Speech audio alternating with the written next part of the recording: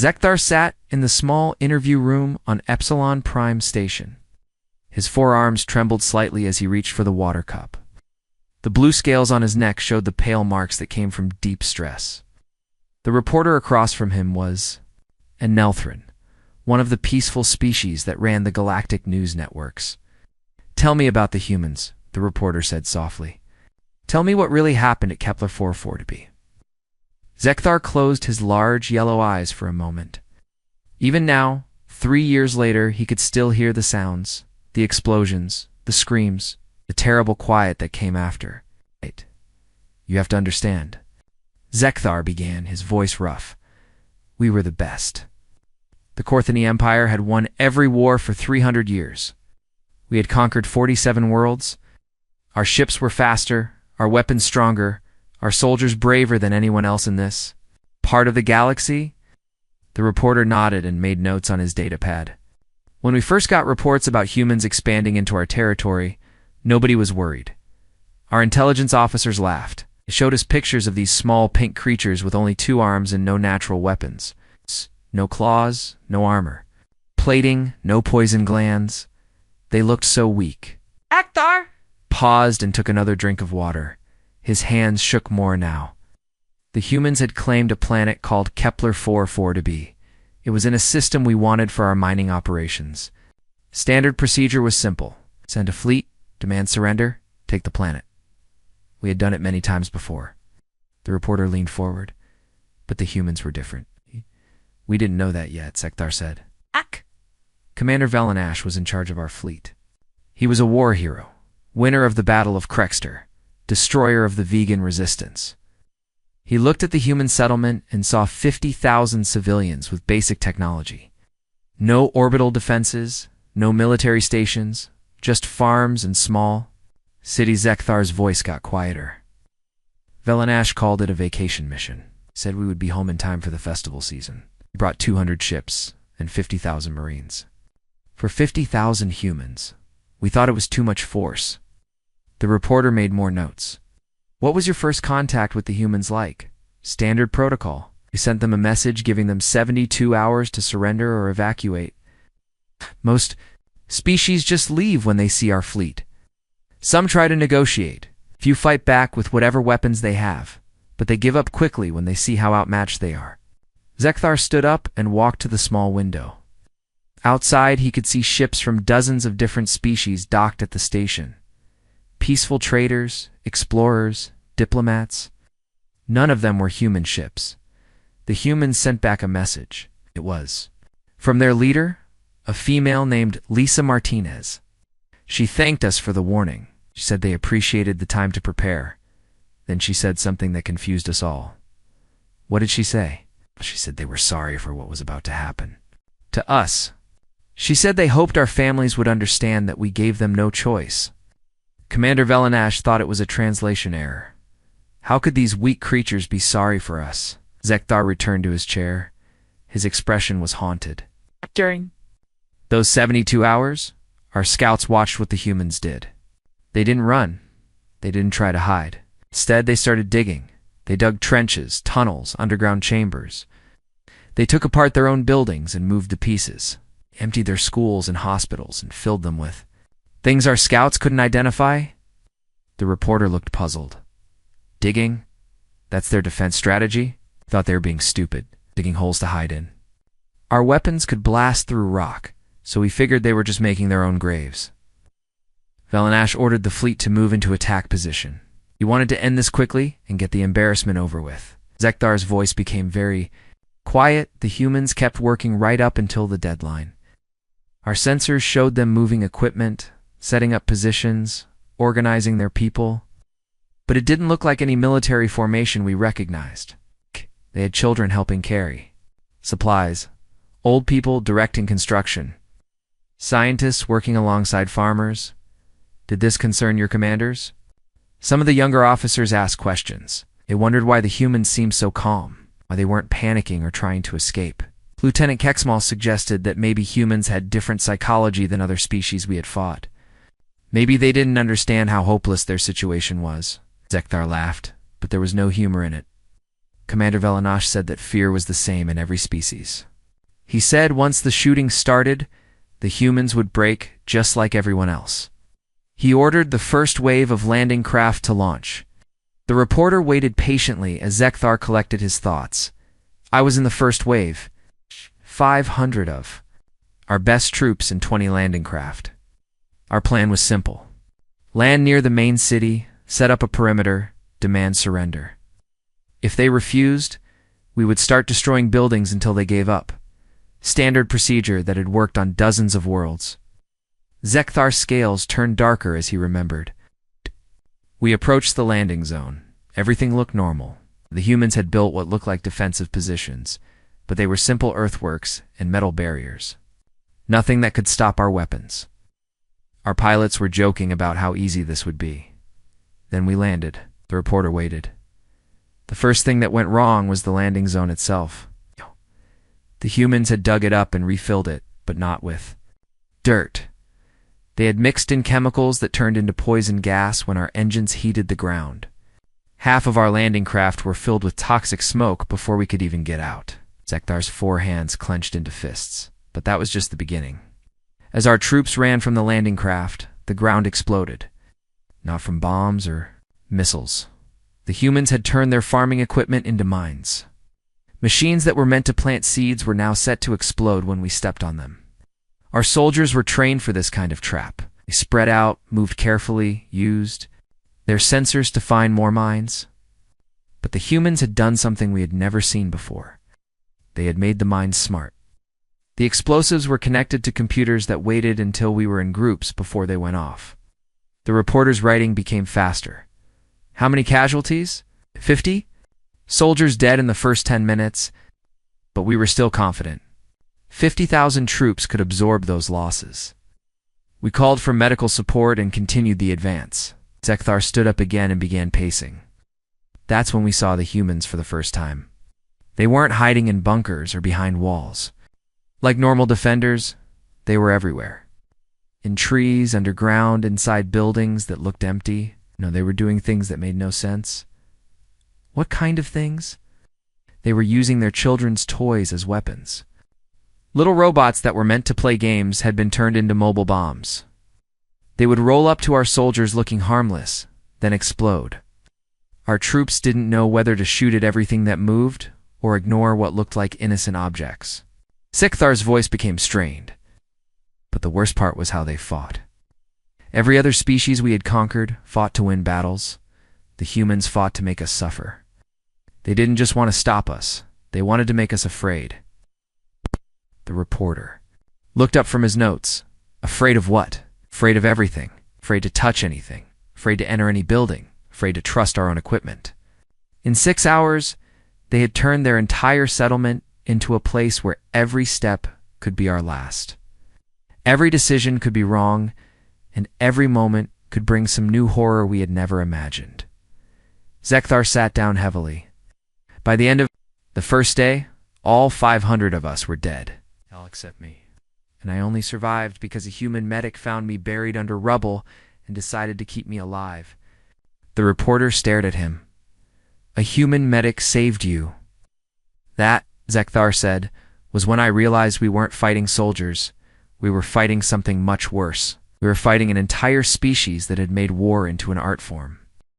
The reporter poured more water for Zekthar, who was now visibly shaking. The alien's forearms wrapped around his body as if trying to hold himself together.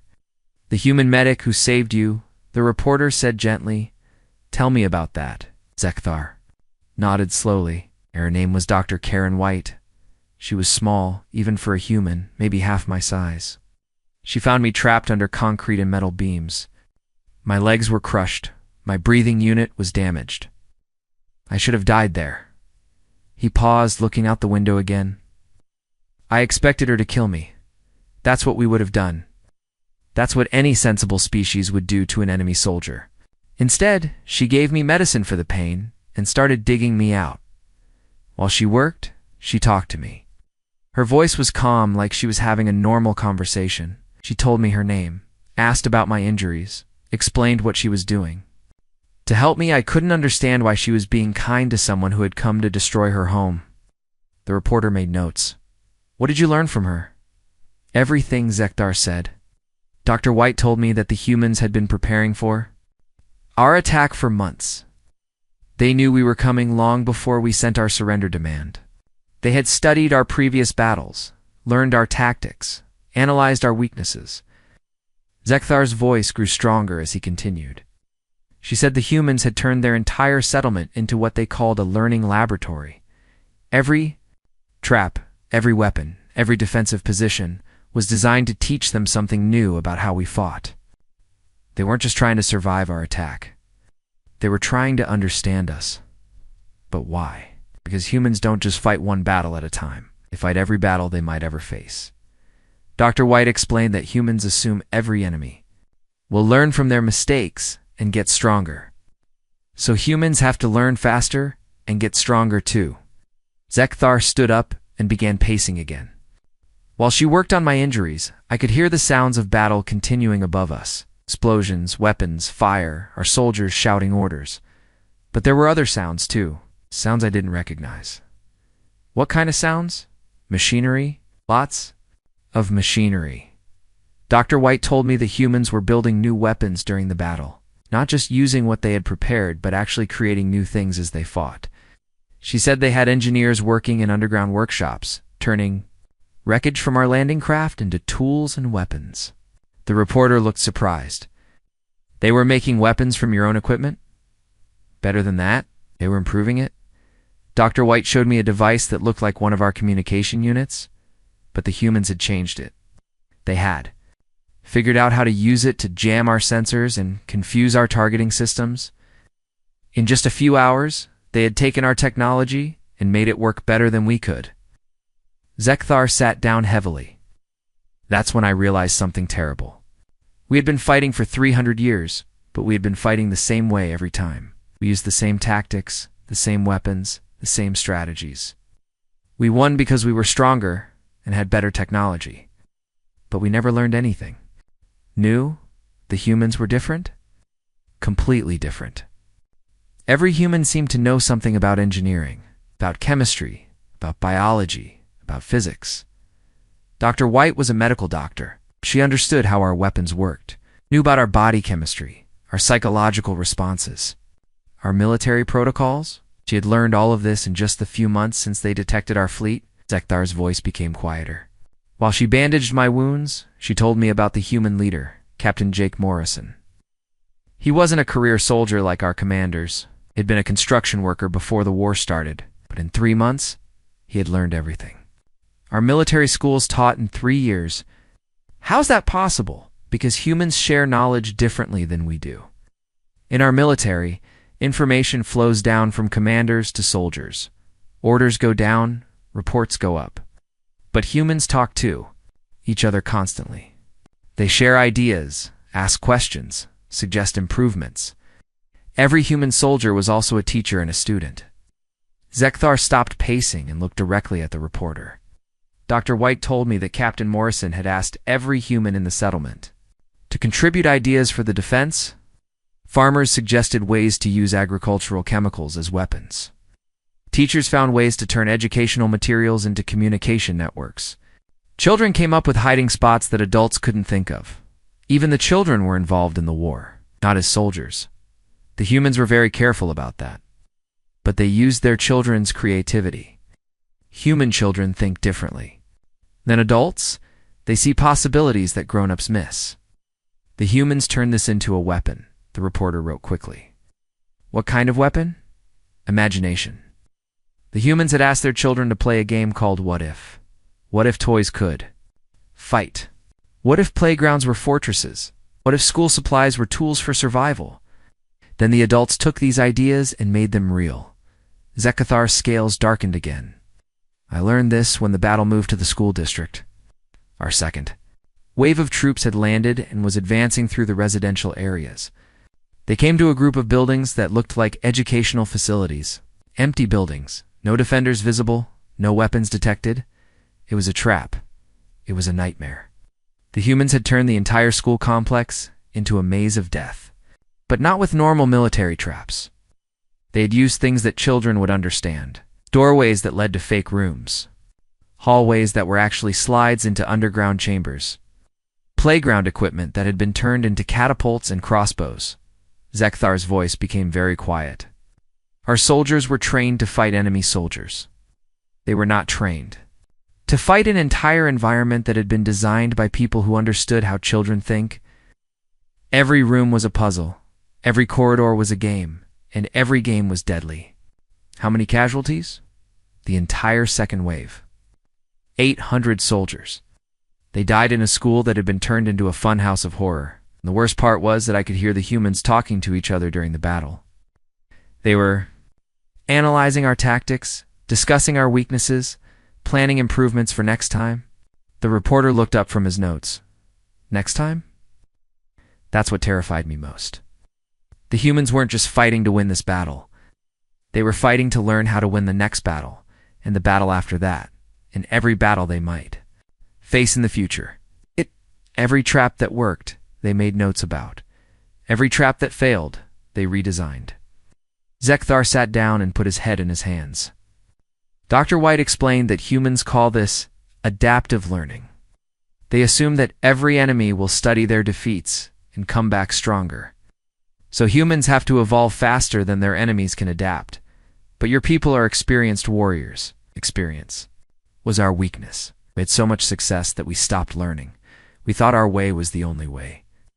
The humans showed us that there are always new ways to fight, new ways to think, new ways to turn ordinary things into weapons.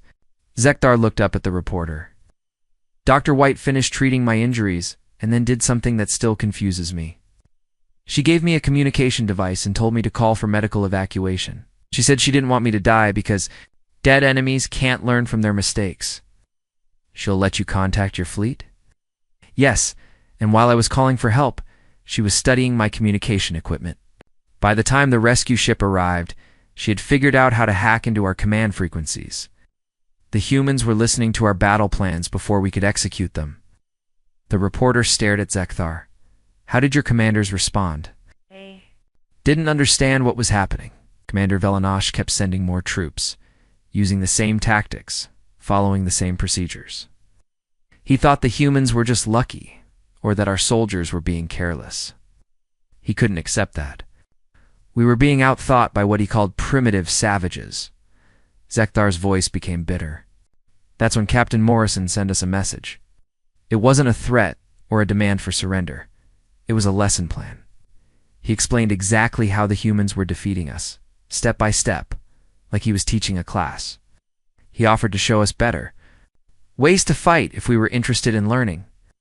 What was your commander's response? Velanash was furious. He ordered a full orbital bombardment of the human settlement. He said he would show these creatures what real warfare looked like. He was going to kill every human on the planet and be done with this embarrassment. Zekthar stood up and walked to the window again. That's when we learned that the humans had been preparing for orbital bombardment too. And they had some very creative ideas about how to fight back. The reporter noticed that Zekthar's breathing had become faster. The alien's forehands were clenched so tightly that his knuckles had turned white. The orbital bombardment, the reporter said softly. That's when things got worse. Zekthar nodded without looking away from the window. Commander Velanash was done playing games. He had lost over 1,000 soldiers to these humans, and his pride was hurt. He ordered all 200 ships to target the human settlement with our most powerful weapons. Standard procedure for orbital bombardment is simple.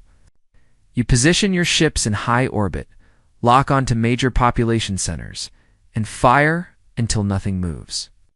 We had destroyed entire cities this way. Whole civilizations had surrendered just from the threat of bombardment. The reporter made notes. But the humans had prepared for this too? We didn't think that was possible. How do you prepare for attacks from space when you have no space fleet? How do you fight ships that are thousands of kilometers above you? Humans had no orbital defenses, no anti-ship weapons, no way to reach us. Ikthar turned back to face the reporter.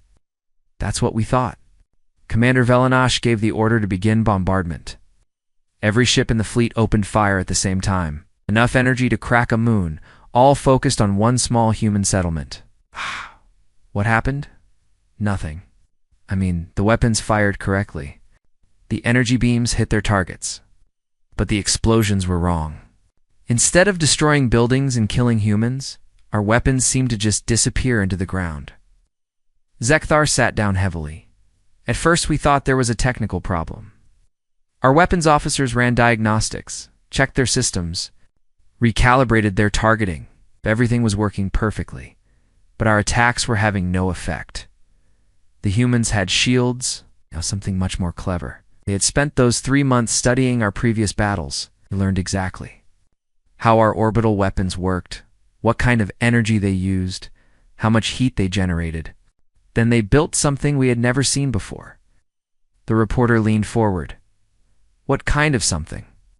They had turned their entire settlement into a giant energy absorber. Every building, every street, every piece of metal had been connected to a network of underground systems. When our weapons hit, instead of exploding, the energy was captured and redirected. Zekthar's voice became quiet with amazement. The humans were using our own weapons to power their defenses. Every shot we fired made them stronger. Dr. Karen White later explained it to me. She said humans had learned to never waste anything, especially the energy that enemies gave them for free. Surely your commander didn't give up? Velanash was furious. He ordered continuous bombardment. All day, all night, our ships poured energy into that planet. We used up half our ammunition reserves. The weapons officers were getting worried about overheating their systems. Zekthar stood up and began pacing again. Then the humans sent us another message. This time it was from an engineer named Amy Chen. She thanked us for the free energy. She said the humans had been having trouble powering some of their new projects, but our bombardment had solved that problem. New projects, she showed us. The humans had been building things underground while we were shooting at them. Factories, workshops, laboratories. They were using the energy from our weapons to manufacture equipment, process materials, and run experiments. The reporter stared at Zekthar. They were using your attack to build weapons? Worse, they were using our attack to build better versions of our own weapons. Amy Chen had reverse-engineered our energy cannons from studying the bombardment. She had built human versions that were more efficient, more accurate, and more powerful than ours. Zekthar's scales turned darker. That's when we realized we weren't fighting a defense. We were fighting a factory. Every attack we made gave the humans more resources to work with. Every weapon we used became a blueprint for them to improve on. How did your commander respond to this? The worst decision possible. Velanash ordered ground assault while continuing the bombardment. He said that if energy weapons weren't working, we would land more troops and fight the humans. Face to face. Zekthar sat down and put his head in his hands. 20,000 Marines in the third wave. Our best soldiers, our most experienced officers, our newest equipment.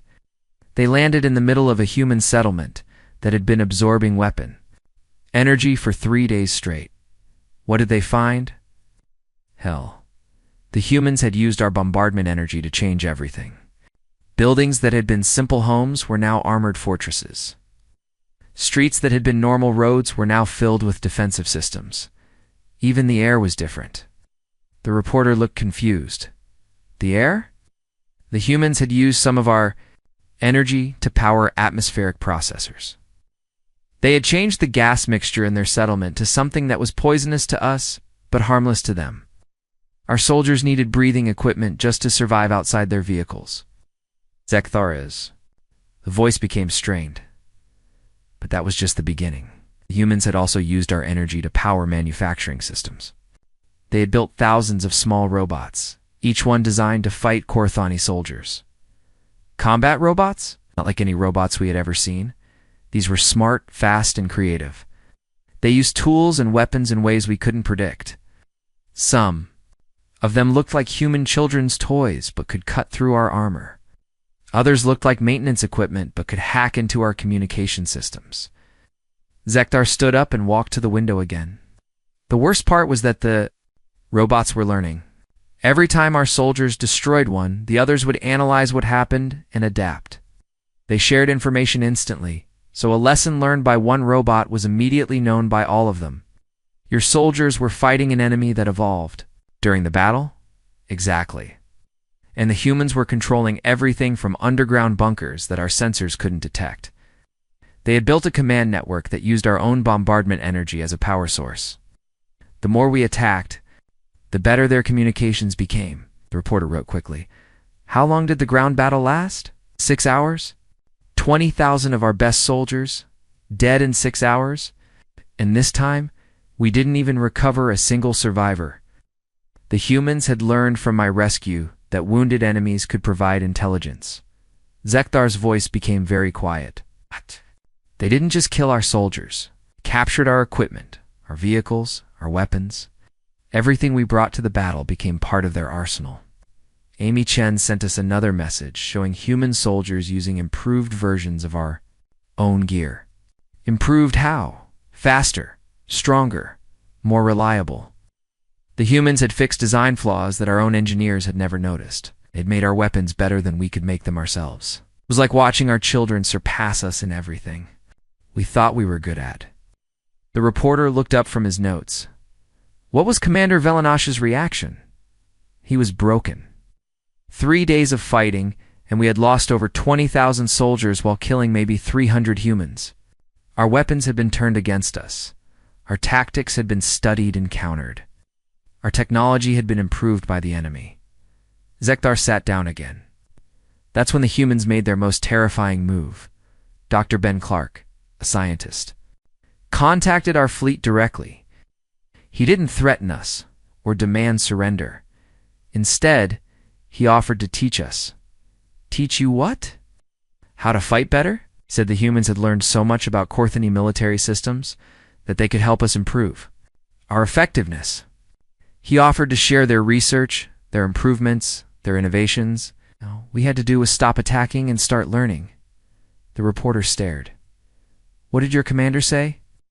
Velinash screamed that he would never learn from inferior creatures. He said he would show these humans what real military power looked like. He ordered the deployment of our experimental weapons, the ones we had never used in battle before. Zekthar's expression became haunted. That's when we learned that the humans had been waiting for us to escalate. They had been studying our fleet composition, analyzing our ship designs, calculating our maximum possible firepower. They knew exactly what weapons we had left to use, and they were ready. They were more than ready. They had been preparing surprises of their own, things that would make everything we had seen so far look simple by comparison. Zekthar looked directly at the reporter. The humans were about to show us what they could do when they stopped trying to be defensive and started trying to be creative. Zekthar's whole body was shaking now. The reporter had to lean forward to hear his voice, which had become barely above a whisper. The experimental weapons, the reporter prompted gently.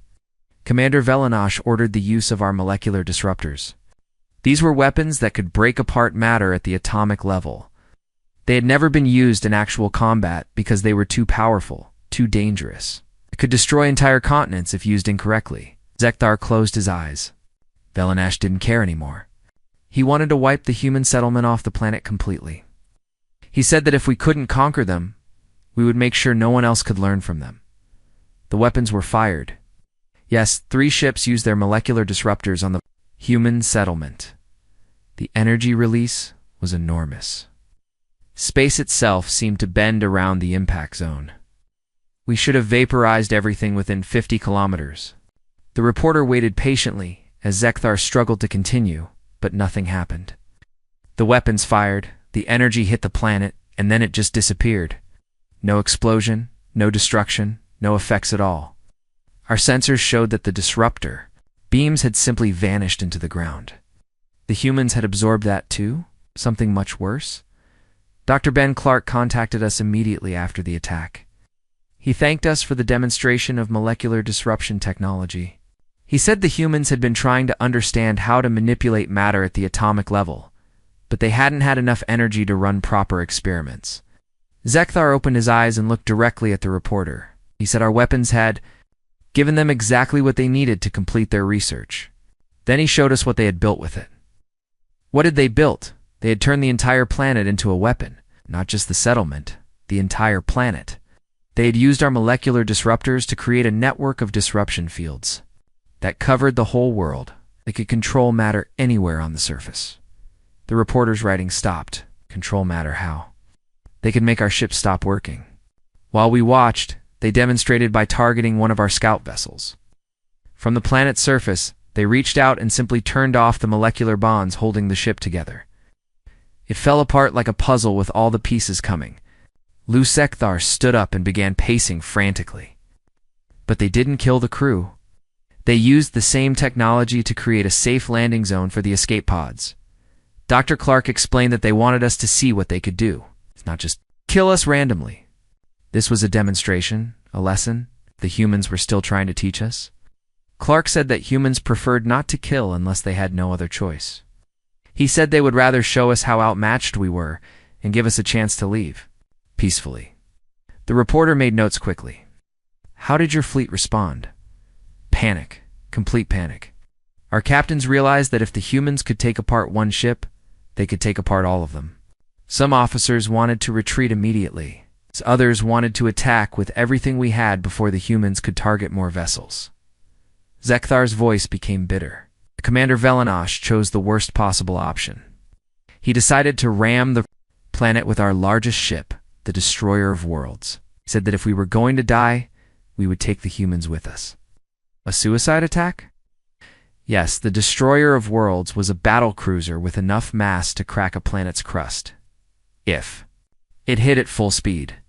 Velanash ordered the crew to evacuate, then set the ship on a collision course. It was going to kill every human on the planet, even if it meant destroying one of our most valuable vessels. The reporter looked horrified. Did the humans try to? Stop it. They did something much more terrifying. They let it come. Our sensors showed the massive ship falling toward the planet like a giant meteor. The humans made no attempt to shoot it down or divert its course. They just watched it fall. Zekthar sat down heavily. Then when the ship was about to hit the surface, the humans used their matter control technology. But they didn't destroy the ship or push it away. Instead, they caught it. They stopped it in midair, about a kilometer above their main city. The Destroyer of Worlds. All 50,000 tons of it, just hanging in the sky like it was resting on an invisible table. Then Amy Chen contacted us again. Zekthar's voice became very quiet. She thanked Velanash for the gift.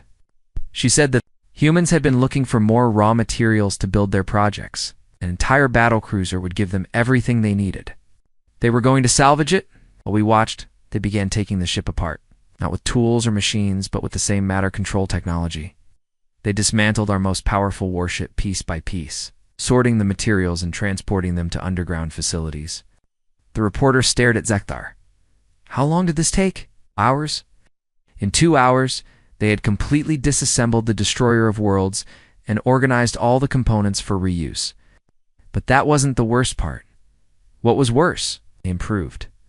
While they took it apart, the humans studied every system, every component, every design feature. They found ways to make everything work better, and they began building new things with the improved materials. Thar's hands were shaking again. Amy Chen showed us what they were building. Human ships, but not copies of our designs. These were completely new concepts that used our technology in ways we had never imagined. Better ships. Ships that made ours look like toys. Faster, stronger, more efficient, more intelligent. The humans had taken everything we knew about space, travel and engineering, then added their own ideas to create something completely new. The reporter wrote frantically. How many ships were they building? That's when we realized the true horror of our situation. The humans hadn't just been defending their settlement. They had been using our attack as a construction project. Every weapon we fired, every ship we sent, every piece of technology we brought to the battle had become part of their manufacturing process. Zekthar stood up and walked to the window again. Dr. Clark contacted us one more time. He said the humans had finished their analysis of Korthani military capabilities. He thanked us for providing such detailed examples of our technology and tactics. Then he made an offer. Said the humans were ready to end the battle. They could destroy our entire fleet easily, but they preferred not to. Instead, They offered to let us leave peacefully, with one condition. What condition? We had to take a message back to the Korthoni Empire. A message that would be delivered to every species in our part of the galaxy. A message that would explain exactly what had happened here and what it meant for the future. The reporter looked up from his notes. What was the message? That humans were different from every other species we had ever encountered. That they didn't fight just to win battles, but to learn from every conflict. That they could take any attack and turn it into a lesson, any weapon and turn it into a tool, an enemy and turn them into a teacher. Zekthar's voice became very quiet. The message said that humans didn't want to conquer the galaxy.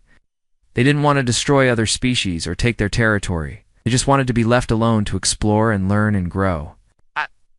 Message also said that if any species chose to attack humanity, they should be prepared for consequences. Not revenge or punishment, but education. The humans would use every attack as an opportunity to learn something new. To build something better, to become something more. The reporter stopped writing. Did your commander accept the offer? Commander Velanash was completely broken by then. He had lost most of his fleet, seen his most powerful weapons turned against him, watched his greatest ship become raw materials for human construction projects. He accepted the offer without even trying to negotiate. Zekthar turned back to face the reporter. The humans weren't finished with their lessons. As our surviving ships prepared to leave, they demonstrated one final capability. What was that? It showed us what they had built with all the materials from our attacks. The new human ships that had been constructed from our own technology. Ships that were faster and more powerful than anything in our fleet. Expression became haunted. But they didn't use these ships to attack us. Instead, they used them to escort our damaged vessels safely out of the system. They provided medical supplies for our wounded, repair materials for our broken ships, and navigation assistance for our journey home. The humans helped you leave. Dr. Karen White contacted me personally before we departed. She said that humans preferred to make friends rather than enemies. She said they hoped that someday, when the Korthoni were ready to learn instead of fight, we could work together on projects that would benefit both species. Zekthar sat down heavily. That's when I understood the most terrifying thing about humans. They had completely defeated us, captured our technology, destroyed our pride, and demonstrated their superiority in every possible way. And they were still trying to be kind to us. The reporter stared at him. That frightened you? More than anything else? Species that could be that powerful and that merciful at the same time was beyond our understanding. We knew how to fight enemies and how to surrender to conquerors. But we had no idea how to respond to people who could destroy us completely and chose not to. The reporter set down his datapad and looked at Zekthar with something close to fear in his eyes. What happened when you returned to Korthoni space? Zekthar was quiet for a long moment. When he spoke, his voice was hollow. The Empire didn't believe us at first. How could they? We came back with stories about humans who could control matter with their minds, who could build weapons from enemy attacks, who could defeat our greatest fleet, and then help the survivors go home safely. The High Command thought we were suffering from battle shock. They thought the trauma of losing so badly had broken our minds. Commander Velanash was removed from duty and sent for psychological treatment. The other surviving officers were questioned for days. The reporter picked up his pad again. When did they start to believe you? When the human message arrived. 3 days after our return, every communication system in the Korthoni Empire received the same transmission at exactly the same time. Not through our normal channels, but directly into our equipment. The humans had somehow hacked into our entire communication network from hundreds of light years away. Zekthar is 4. Hands clenched together. The message was from Colonel Maria Santos, the final human commander. She introduced herself politely and thanked the Korthoni Empire for the educational opportunity. She said the battle had taught humans valuable lessons about space warfare and alien psychology. What kind of lessons? Everything. Colonel Santos explained that humans had analyzed every aspect of our attack. Our ship designs, our weapons technology, our tactical thinking, our command structure, psychological responses to stress. She said they now understood exactly how the Corthoni Empire functioned as a military force. The reporter wrote quickly. Did she threaten you? That's what made it so terrifying. She didn't threaten us at all. Instead, she offered to help us. Colonel Santos said that humans had identified several weaknesses in Corthoni military doctrine that made us vulnerable to other enemies. She offered to share their analysis and suggest improvements. Zekthar stood up and began pacing again. She attached detailed reports showing how the humans could have destroyed our fleet in the first hour of battle if they had wanted to. She showed us exactly where our defenses had failed, which of our tactics were predictable, and how our technology could be defeated by any enemy who understood the principles. The humans were giving you military intelligence about your own weaknesses? More than that, were teaching us how to be better soldiers. Colonel Santos explained that humans believed in something called mutual improvement. She said that if all species became stronger and smarter, everyone would benefit from the increased knowledge and capability. The reporter looked confused. But why would they want to make their potential enemies stronger? Because humans don't think about other species as enemies. They think about them as potential friends who just haven't learned to cooperate yet. Colonel Santos said that humans would rather live in a galaxy full of intelligent, capable species than a galaxy full of weak ones who might need to be conquered for their own protection. Zekthar sat down heavily. The message ended with an invitation. Colonel Santos said that if any Corthona scientists or engineers wanted to visit human space for educational exchanges, they would be welcome. She said humans would be happy to share their technology and knowledge in return for learning about Corthony culture and science. How did your government respond? Complete panic. The High Command realized that if humans could hack into our communication systems from across the galaxy, they could probably do much worse things if they wanted to. Emergency sessions were called. Military advisors argued for hours about how to respond. Zekthar's voice became bitter. Some officials wanted to attack immediately, before the humans could become even more dangerous. Others wanted to surrender and beg for mercy. A few suggested accepting the invitation and trying to learn from the humans. What decision was made? The worst possible one. The High Command decided to do nothing. They classified all information about the battle, forbade anyone from talking about it, and pretended that humans didn't exist. They hoped that if they ignored the problem, it would go away. The reporter stared at Zekthar. But you're talking about it now, because ignoring humans doesn't make them disappear. Over the next 3 years, we learned that humans had contacted every major species in our part of the galaxy. The same message, the same offer of cooperation, the same demonstration of their ability to reach anyone they wanted to reach. Zekathar's expression became haunted. The species began to respond. The Vegan Confederacy sent a small diplomatic mission to human space. It came back with technological advances that made their society twice as efficient. The Centauri Republic started a cultural exchange program. The Tau Ceti Union began joint research projects with human scientists. Everyone was cooperating with humans, not everyone. Some species, like the Corthoni Empire, tried to maintain isolation. But it became harder and harder to ignore what was happening. Every species that worked with humans became stronger, smarter, more advanced. They developed better technology, better medicine, better social systems. The reporter made notes. What about species that remained hostile to humans? That's when we learned the most terrifying thing about human warfare. The Rigel hegemony decided to test human defenses. They thought that if they attacked quickly and decisively, they could defeat humans before any other species could intervene. Zekthar's voice became very quiet. The war lasted 6 hours. The entire hegemony fleet was captured intact with no human casualties. But the humans didn't destroy the hegemony government or occupy their territory. Instead, they used the captured ships to deliver medical supplies and educational materials to hegemony worlds. They helped their attackers. The humans treated the attack as a cry for help. They analyzed hegemony society and discovered that the aggression was caused by resource shortages and social instability. So they provided resources and shared social technologies that solved the underlying problems. The reporter looked amazed. What was the result? Within a year, the Rigel hegemony had become one of humanity's closest allies. They began teaching other species about the benefits of human cooperation. The hegemony became living proof that attacking humans was not only futile, but counterproductive. Zekthar walked to the window again. That's when I realized what humans were really doing. They weren't building an empire or conquering the galaxy, they were converting it.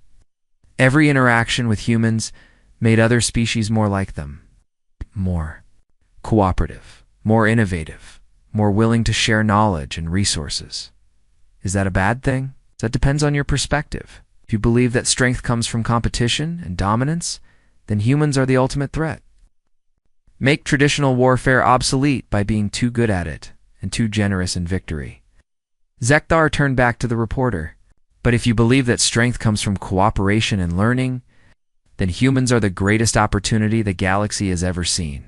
They offer partnership instead of conquest, education instead of exploitation, growth instead of stagnation. Do you believe? I believe that humans have changed everything. The old ways of thinking about war, politics, and species relationships don't work anymore. Humans have shown that there's a better way to be intelligent life in the universe. The reporter wrote for several minutes. What happened to you after you returned home? I was classified as a security risk because I believed the human message. I was discharged from military service and forbidden from discussing my experiences. But I couldn't forget what I had learned. I couldn't ignore the fact that humans had saved my life when they could have let me die. Zekthar's voice became stronger. So I left Corthoni space and came here, to Epsilon Prime. This is a neutral station where species can meet freely. I requested this interview because I think people need to know the truth about humans. What truth is that? That humans are not like any other species we have encountered. They fight wars by making them unnecessary. They win battles by teaching their enemies better ways to live. They conquer territory by making everyone want to be their friends. The reporter looked up from his notes. Do you think humans will eventually control the galaxy? They already do, in a way. Not through force or politics, but through influence. Every species that has contact with humans becomes more human-like in their thinking. More cooperative, more innovative, more willing to solve problems through learning rather than fighting. Zekthar sat down for the final time.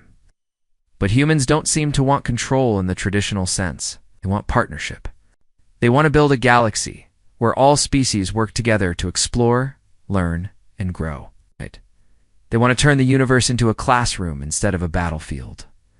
And you support this vision? I've seen what humans can do when they fight. I've also seen what they can do when they help. Given the choice between being their enemy or their student, I choose to be their student.